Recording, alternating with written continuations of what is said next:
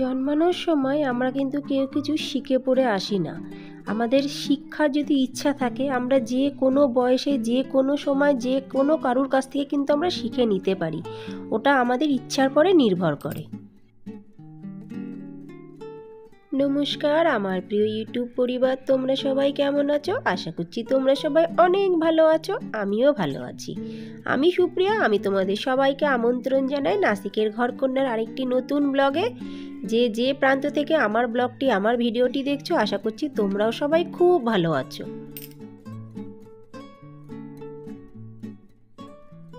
বন্ধুরা, এতদিন 2-3 দিন ধরে যে ব্লগগুলো তোমরা দেখেছো সেটা দেখলে তোমরা অবশ্যই বুঝতে পেরে গেছো, আর আজকের ব্লগটি দেখে বুঝতে পারছো কতটা পরিবর্তন লাগছে না আমাকে। এই 2-3 দিন যে কিভাবে গেছে আমার আর আমার 2 মেয়ের, সেটা তোমরা জানো, মানে তোমাদের সামনে আমি দেখাচ্ছি বলে তোমরা জানো। আর কিন্তু মোটামুটি যারা দেখেনি, যাদেরকে আমি ঠিক মতন বলিনি, তারা কিন্তু জানে না। তা যাই হোক, আজকের থেকে মনে হচ্ছে আমার শরীরটা আবার একটু ঠিক হয়েছে।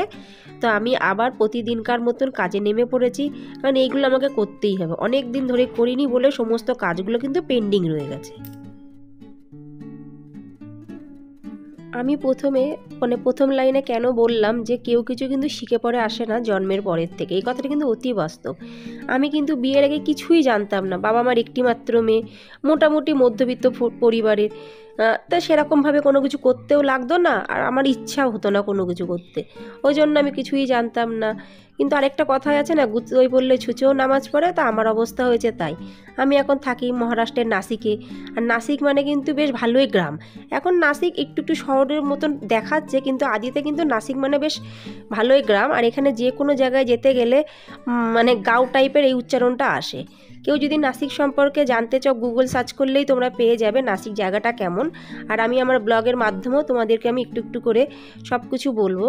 তা যাই হোক, আমি কিন্তু আগে কিছুই পারতাম না, কিন্তু দেখো এখন কিন্তু মোটামুটি ঠিকঠাকভাবে গুছিয়ে গাছিয়ে কিন্তু নিজের সংসারটাকে আমি করতে পারছি, ঠিকঠাকভাবে রান্না করতে পারছি, ঠিকঠাকভাবে সব কিছু যত্ন নিতে পারছি।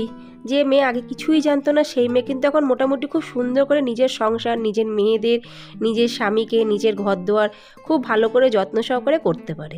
তাহলে আমার বলার বক্তব্য এটাই হলো, কেউ কিন্তু শিখে পড়ে আসে না।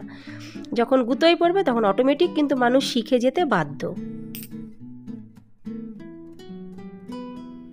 জানো তো বন্ধুরা, বিয়ের আগে আমার মাকে অনেকেই বলতো, কি তোমার মেয়ে তো কিছুই জানে না, কিছুই পারে না, কি করে বিয়ের পরে সংসার করবে। তা আমার মা কিন্তু কোনো সময় বলতো না আমাকে যে তুই এই কাজটা কর, তোর বিয়ের পরে কি করে করবি। আর বলতো না বলেই আমার কোনো করার কিন্তু কোনো এনার্জিও মানে ইচ্ছে শক্তিও ছিল না। আমি ভাবতাম ও হয়ে যাবে। আমার মা কিন্তু বারবার একটা কথাই বলতো, যে যখন যে পরিস্থিতিতে হয় মানুষ সেটাকে ঠিক মানিয়ে নিতে পারে। আর আমার অবস্থা হয়েছে তাই। ঠিক মা কিন্তু ঠিক কথাই বলতো, যে মা জানতো না যে আমার এত দূরে বিয়ে হবে, কেন কি আমাদের পরিবারে কোনো কারুর কিন্তু এত দূরে বিয়ে হয়নি, শুধুমাত্র আমারই এত দূরে বিয়ে হয়েছে। কিন্তু কি করব বলো, জন্ম মৃত্যু বিয়ে 3 বিধাতা নেই, কেউ জানে না যে কার কখন কোন জায়গাতে বিয়ে হবে। তা যাই হোক, কিন্তু তারা যখন আমার কথা ওঠে, যখন এক জায়গায় ধরো বসে গল্প করে আমার মার সাথে, তখন আমার মাকে বলে, তোমার মেয়ে তো ভালোই কাজবাজ করে, অনেক কিছু করে, ওখানে কেউ হেল্পের কেউ নেই, 2টো মেয়েকে সামলাচ্ছে, ঘর সামলাচ্ছে, কি করে করছে এত সুন্দর করে পরিপাটি করে। তো যখন মা আমাকে এই কথাগুলো বলে, তখন না আমার খুব হাসি পায়। আমি মাকে বলি, দেখো মা, আগে যে যারা আমার নামে এই কথাগুলো বলতো আগে, আর এখন দেখো ওরা আমার নামে কি সুন্দর সুনাম করে। মানে মানুষের চরিত্র কিন্তু যখন তখন পাল্টে যেতে পারে, এটাই হলো বাস্তব কথা।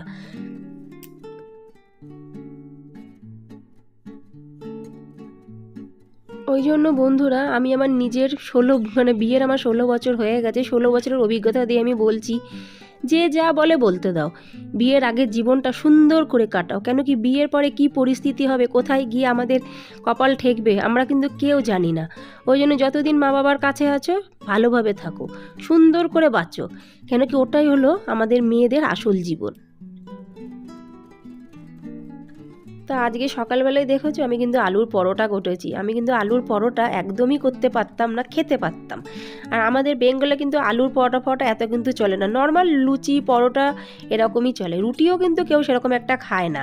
এখন শরীর খারাপ হলে মানুষ ঠেকাই পড়ে খায়, তা আমি কিন্তু এখন আলুর পরোটা করেছি, সেটা আমার খাওয়াও হয়ে গেছে। খেতে কিন্তু অদ্ভুত হয়েছে, দেখতে একটু টেরা বেঁকা হয়েছে, কোনো ব্যাপার না, কিন্তু খেতে কিন্তু খুব সুন্দর। তাই আজকে কর্তামশাইকে 2 মেয়েকে কিন্তু আলুর পরোটা দিয়েছি, মানে কর্তাকে দিয়েছি অফিসে আর মেয়েদের দিয়েছি স্কুলে।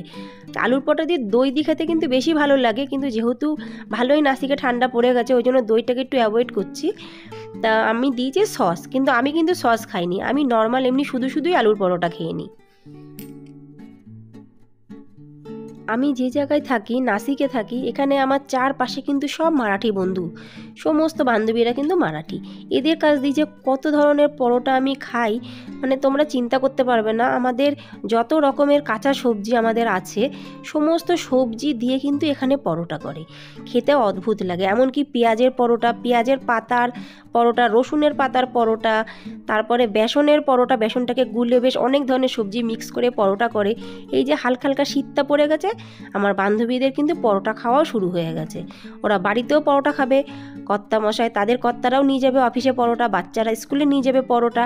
কিন্তু ওরা পরোটাটা যে খায়, ওরা কিন্তু সস কিংবা দই দিয়ে খায় না, ওরা একটা নির্দিষ্ট আচার দিয়ে খায়। যে আচারটা ওরা গরমকালে বানায় সেই আচার। আমরা যে আচারটা বানাই বন্ধুরা, সেই আচার কিন্তু একদমই না। আমরাও কিন্তু কাঁচা আম দিয়ে একটা আচার বানাই, কিন্তু এখানে যারা বানায় সে কাঁচা আমের আচারটা পুরোই আলাদা। গরমকালে তোমাদের আমি ওই ভিডিওটি শেয়ার করব। না, আমি কোনো সময় ওই আচারটা করতে পারি না, কিন্তু চেষ্টা করব আমি এইবার গরমকালে। খেতে কিন্তু দারুণ লাগে, দারুণ মানে খুবই সুন্দর। কিন্তু এখানকার আমার সমস্ত বান্ধবীরা কিন্তু আচার বানায়, তাই এখানে সবাই সেই পরোটার সাথেই কিন্তু আচারটা খায়। সকালবেলায় তো যথারীতি আলুর পরোটা হয়ে গেছে, আর এখন দুপুরবেলায় কিন্তু আমি কাতলা মাছ করতে বসেছি। সেদিন কাতলা মাছ নিয়ে আসলাম না বিকালবেলায় বাজার থেকে, তা আজকে আমি করব কাতলা। না পুরোটা না, অর্ধেকটা মাছ করছি আর অর্ধেকটা আরেকদিন করবো, আমার 2 দিন হয়ে যাবে। সব কিছু হিসাব করে করতে হয়, কিন্তু সব যদি একদিনে খেয়ে বসি কালকে কি খাবো সেটা তো ভাবতেই হয়।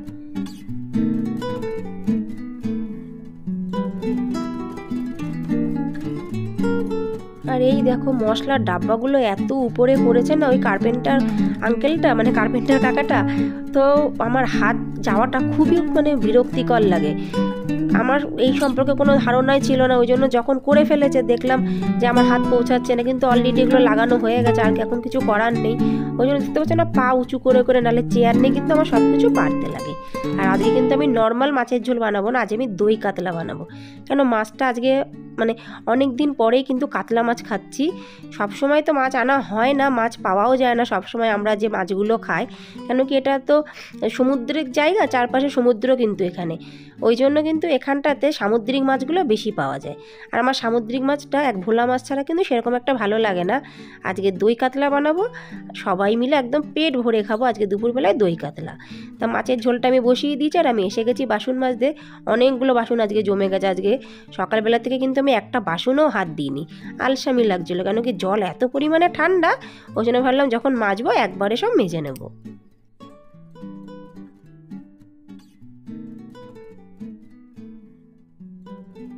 দেখো বন্ধুরা কি সুন্দর কষা কষা দই কাতলা আমি বানিয়েছি, দেখে ইচ্ছা হচ্ছে যদি ভালো লাগে কমেন্টসে কিন্তু আমাকে অবশ্যই জানিও কেমন হয়েছে। আর এই যে আমি এবার এসে গেছি ঘর মুছতে, তারপরে চান করে পুজো দিয়ে তারপরে খেয়ে নেব। তা আজকের ব্লগটি বন্ধুরা যদি ভালো লাগে অবশ্যই লাইক, সাবস্ক্রাইব, শেয়ার, কমেন্টস করতে কিন্তু একদমই ভুলো না, কেন কি আমার এই চ্যানেলটি পুরো নতুন। তোমাদের সহযোগিতা, ভালোবাসা, বড়দের আশীর্বাদ কিন্তু আমার খুব প্রয়োজন। ওই জন্য বারবার করে কিন্তু আমি বলছি বন্ধুরা আমাকে একটু সহযোগিতা করো, কেন কি লাইক সাবস্ক্রাইব করতে গেলে, কমেন্টস করতে গেলে কিন্তু একটা টাকাও কিন্তু কারোর কোনো খরচা হবে না, কিন্তু আমার একটু উপকার হবে, এটাই যা।